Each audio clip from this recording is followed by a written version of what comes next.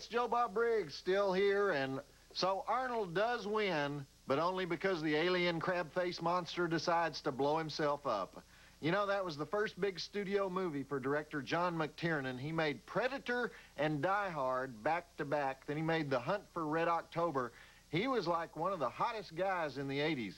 And, you know, if I was Arnold's manager, though, I would say, Arnold, occasionally you have to lose in these movies. You can't vanquish the creature every dang time, because if we go to an Arnold movie and we know that Arnold always wins, then there's no suspense, really. We knew he was going to ice that monster from frame one. If he would occasionally let the monster kill him, I mean, not often, once every 10 times. It's like playing poker.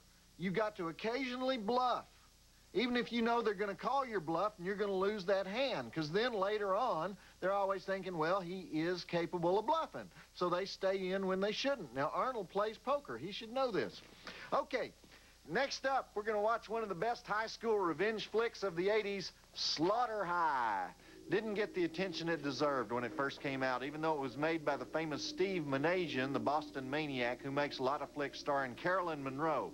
Now, Carolyn is sort of the Jamie Lee Curtis of Great Britain, only she's a whole lot better looking, and she sticks to her drive-in roots.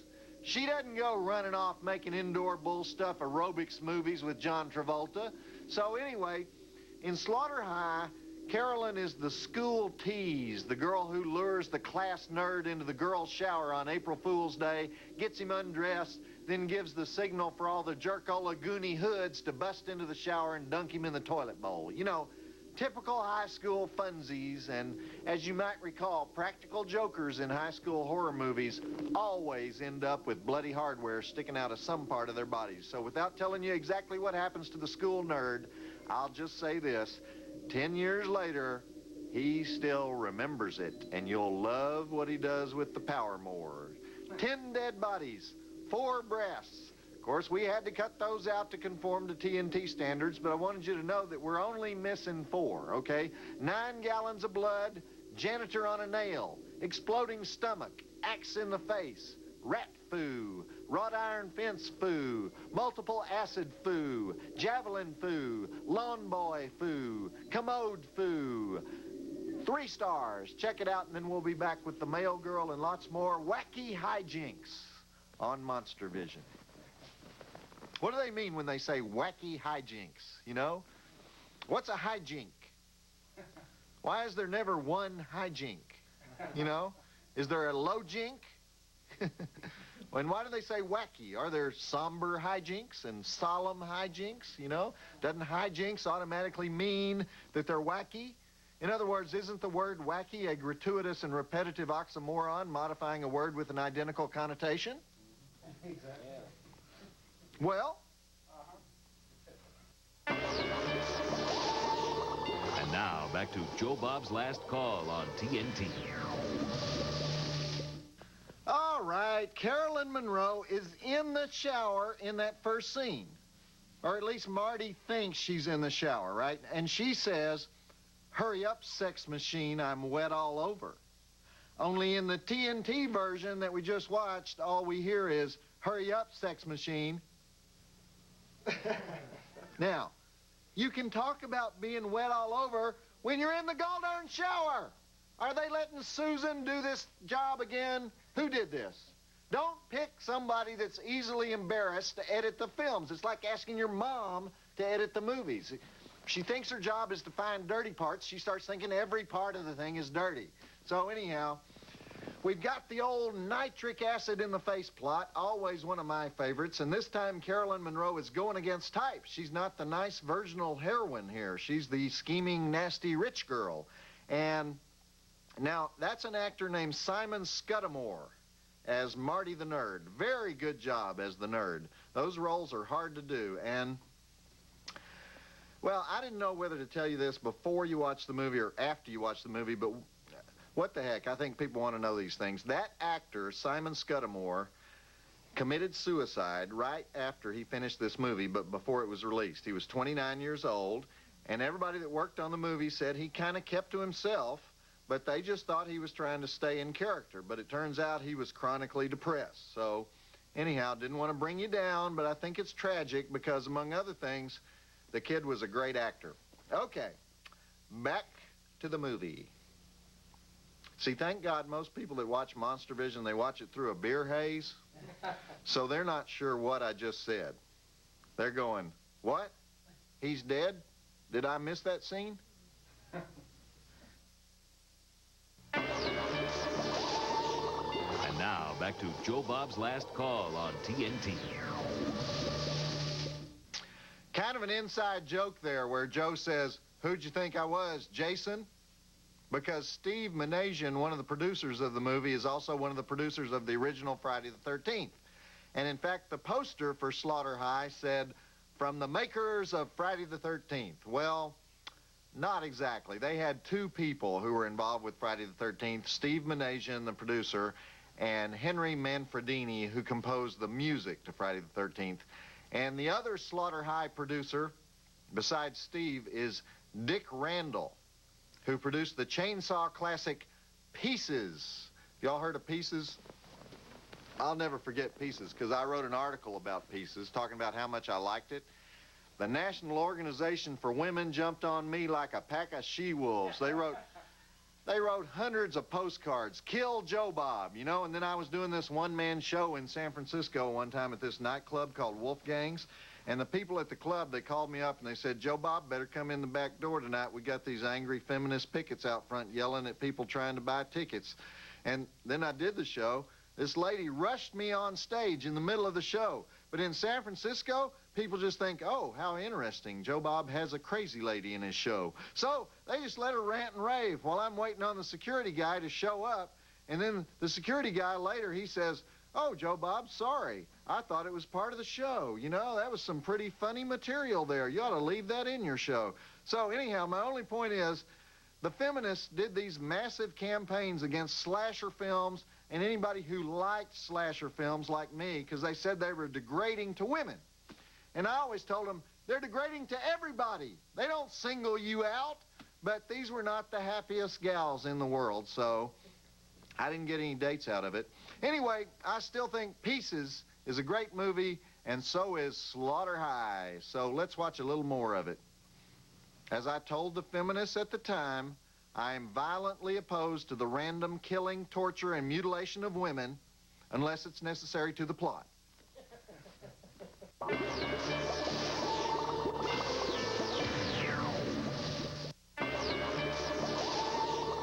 now, back to Joe Bob's Last Call on TNT. Exploding beer gut. Outstanding. That's the only time I've ever seen that in a horror flick. And while they scurry around cleaning up the goo, it might just be time for a little drive-in mailbag, the segment we call Joe Bob's Advice to the Hopeless. And to help us out, here she is, ladies and gentlemen, the stunning, the gorgeous, the efficient, the only TNT mail girl. So, honey, do you think this movie's demeaning to women? We were talking about that a while ago. I don't like it when the girls are so mean. Why? What were the girls like in your high school? They were mean. Well, oh, come on. I bet you were a cheerleader. You weren't. Well, that was the problem. The girls don't like cheerleaders. Well, boys sure like cheerleaders. Well, that was the other problem. I think we should read this letter. Do you remember any of your cheers? It's from some fans of TNT in Los Angeles, 2, California. 4, 6, 8. You really know what I hate? Okay. I'll read it.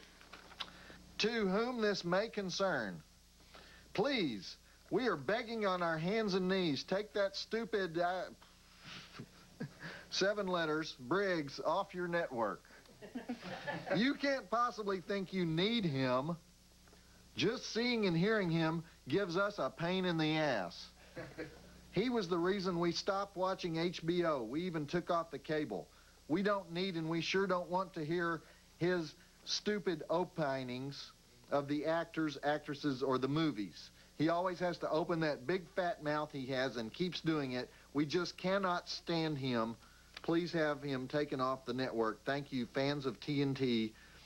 Torres, Perez, Lopez, Gomez, Pacheco, and Rusi. There's more, but this will do. Well, I love you guys, too. We should go out in the woods and have a little male bonding session. How about it? Then I'll write a letter to your boss down at the bowling alley. Why do you bring me letters like this? It was funny. Okay, here. This one will make you feel a little bit better. It's a trick. It's not a trick. Read it. Dear precious Joe Bob Briggs, from the first day I ever turned on the TV, I saw you and fell in love with you. You're a real man. One I'd love to spend time in bed with for days. Anything you wanted, you'd get. From toe sucking upwards to nose. I love you and want you to know I'd work for you any day and take care of you, support you 100%. I love you. I dream of you, what I couldn't do with you. Joe Bob, you make my life complete on TV. God, I would give anything to meet you and be alone forever in just a day. You're loved. Please send me a picture of you so I can frame it over the bed. What's a number where one could call you? Sweet briefs? Could I ever meet you in person? Love you. Rufus... You wrote this yourself. I'm not that good of a writer. This is a joke. It's not a joke. Oh, precious, precious Joe Bob. You real man, you. You know, ever since I went to that drag queen bar in New Orleans, this kind of stuff has been happening to me. Go ahead, roll the film. Come on, Joe Bob, it'll be so cute. We'll do this cute little segment, you and the drag queens. So, Rufus, come on, look. Man, we got to talk. Not in person. And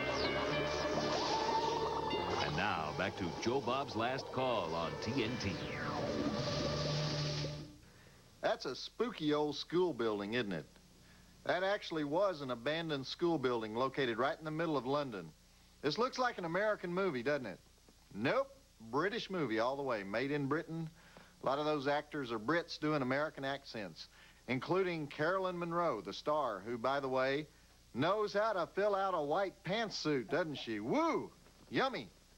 Unfortunately for us, Carolyn refused to do any nudity for the flick. Not that we'd show it on TNT, but people do like to go get the video sometimes. So if you do get the video, you will see a nude scene with Shirley in the bathtub, in that scene you just saw right before acid comes out of the faucet and fries her into a little overcooked chicken wing. But I don't think Carolyn has done a single nude scene her whole career. She was in all the Hammer horror films going back to the 60s and 70s. She was in Don't Open Till Christmas by the same producers. She was in Maniac, starring the late, great Joe Spinell. The last horror film, The Black Cat over in Italy. But she's best known in England as a talk show guest and a game show hostess.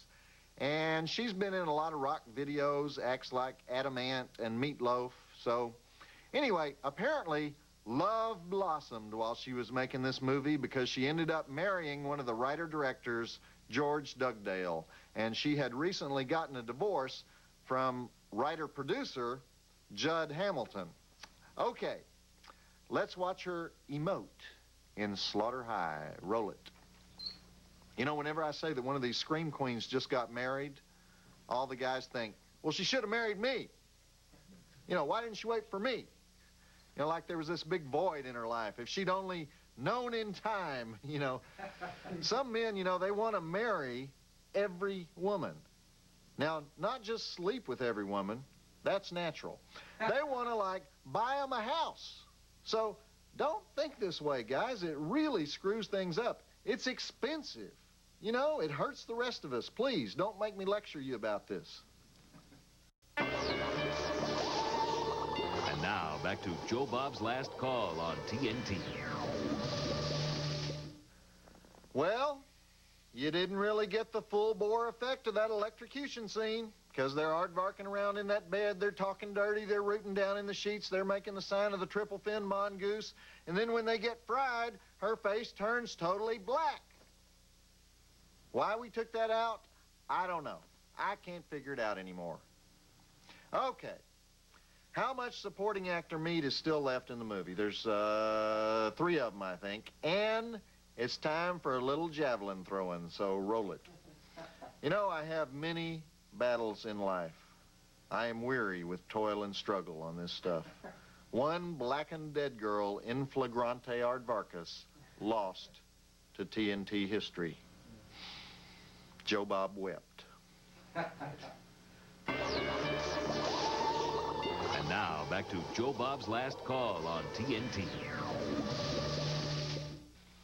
All right, the final chase is on now, but did you hear what they said?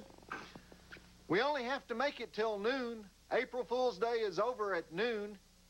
I've never heard that. Have you? Who decided April Fool's Day is over at noon? Who made the rule that a psycho killer would decide to stop taking revenge because Mickey's big hand and Mickey's little hand were both pointing at 12? Is this a horror film rule, or were they just running out of money? I mean, don't you hate it when they do that? They should have had somebody come right out at the beginning of the movie and say, "Oh, Carol, by the way, I was reading this interesting book. It says April Fool's Day is the only holiday that ends at noon." You know, you don't start running away from the psycho killer and then decide that he can't chase you after noon. Please. What would Kenneth Branagh say? Okay, continue. It's almost over. These are all serious London actors in this thing. They do Oscar Wilde plays in their underwear, stuff like that. They should know better. And now, back to Joe Bob's Last Call on TNT. I love endings like that. It's got 2 or 3 twists there at the end. Much better than your run-of-the-mill slasher flick, in my opinion. Slaughter High. And I want to commend the TNT editing department for leaving in that axe to the face in the final sequence. I know I can be a grouch about this stuff, but I like to recognize excellence when I see it. And so ended the career of Simon Scudamore as Marty the Nerd Psycho, who committed suicide in real life before the film was released. So wherever you are, Simon, we appreciate it.